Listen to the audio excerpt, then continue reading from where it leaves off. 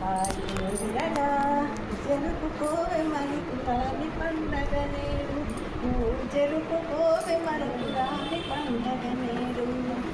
అందాల రాశిగా అన్నింట ముందుగా ముద్దు ముచ్చటనే తీరగా గెలుచుకోవే తనవి తీరాశిస్సులను, గెలుచుకోవే తనవి తీరాశిస్సులను. మందార పూల మకరంద జ్యోతిగా మనస్సు నిండగా మనక పండగా అందుకోవే తనవి తీరాశిస్సులను. దివిలోనే దేవతలు గుడిలోకి దిగి వచ్చి జీవించగా జీవించని నూరేళ్ళు చల్లగా